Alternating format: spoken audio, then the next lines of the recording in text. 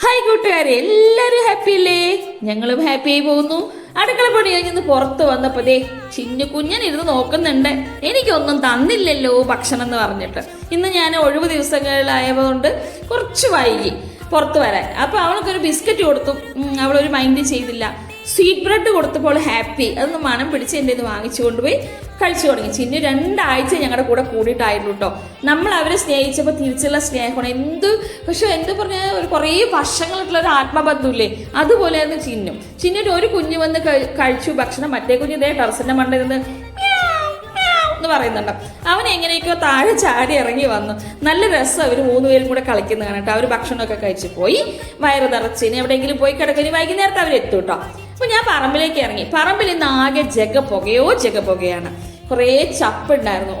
ഉണങ്ങിയ ഇലകൾ ഇങ്ങനെ നിറച്ചു വീഴുന്ന സമയമല്ലേ ഇപ്പം. ഈ വേനൽക്കാലത്താണ് കൂടുതലും നമ്മുടെ മുറ്റങ്ങളിലും പറമ്പിലും ഒക്കെ അങ്ങനെ ഉണക്കയിലകൾ വീണിട്ട് നമുക്ക് അടിച്ചു വരാൻ പണി ഉണ്ടാക്കണ സമയം. അതെല്ലാം അടിച്ചു കൂട്ടി ഒരു ഭാഗത്ത് കൂട്ടി എന്നിട്ട് കത്തിച്ചു തീനാളം വരുന്ന പോലെ കത്തിക്കരുത്. തീനാളം വരുമ്പോൾ നമ്മൾ വെള്ളം നനച്ചത് കെട്ടി പുകയ്ക്കണം. പുകയ്ക്കുന്നതിന്റെ ഗുണം എന്താന്ന് വെച്ച് കഴിഞ്ഞാൽ മാവായാലും തെങ്ങായാലും പ്ലാവായാലും പൂത്ത് നിൽക്കുന്നുണ്ടെങ്കിൽ അതിൽ കീടങ്ങളൊക്കെ ഉണ്ടെങ്കിൽ ഈ പുക തട്ടുന്ന സമയത്ത് അതെല്ലാം നശിച്ചു പോകും. പണ്ടൊക്കെ അങ്ങനെയല്ലേ നമ്മൾ കൃഷിയിടങ്ങളിലൊക്കെ ചെയ്യാറില്ലേ? കൃഷിയിടങ്ങൾ കൊയ്ത്തു കഴിഞ്ഞ് ചണ്ടെല്ലാം കൊണ്ടുവന്ന് ഈ ചപ്പിൻ്റെ ഒപ്പിട്ട് നമ്മൾ പുകയ്ക്കും. അച്ഛനും അമ്മയും പറഞ്ഞു തന്ന പാടങ്ങളാണ്. അപ്പോൾ അതെല്ലാം പുകച്ചു. ബാക്കിയുള്ള ചപ്പെല്ലാം എല്ലാ മരങ്ങളിലെയും ഫ്രൂട്ട്സിൻ്റെ ആയാലും തെങ്ങായാലും പ്ലാവായാലും ഇവിടെ എല്ലാം കടക്കുന്നതിന് അടിച്ചു കൂട്ടി വെച്ചു. എന്നിട്ട് അത് നല്ലപോലെ നനയ്ക്കുക. വേനൽക്കാലം പ്രത്യേകിച്ച് ഞങ്ങളുടെ പാലക്കാട് കുറച്ച് ചൂട് കൂടുതലാണ്. ഇവിടെ അങ്ങോട്ട് 2-3 മാസം നല്ല ചൂടാണ്. മേടുരുകുന്ന ചൂട് എന്ന് പറയാം. അത്രയും ചൂടാണ് ഇനി ഞങ്ങൾക്ക് വരാൻ പോകുന്നത്. അപ്പം ചപ്പെല്ലാം അടിച്ചുകൂട്ടി നല്ലപോലെ നനച്ചു. ഒരു സൈഡ് ഞാൻ അവിടെ പുകച്ചുകൊണ്ടിരിക്കുന്നുണ്ട്, ഒരു സൈഡ് ഞാനിവിടെ നനച്ചുകൊണ്ടും ഇരിക്കുന്നുണ്ട്.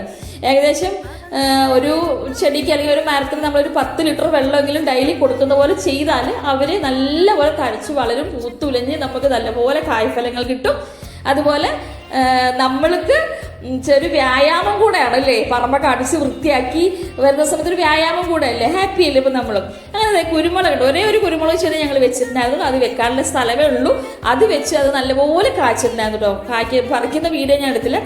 ആ കുരുമുളക് പറിച്ചിട്ടുണ്ട്. അത് ഞാൻ വീഡിയോ കാണിക്കുന്നത്. ഇത്രയും കുരുമുളക് ഏകദേശം 4 കിലോ വരെ കിട്ടി.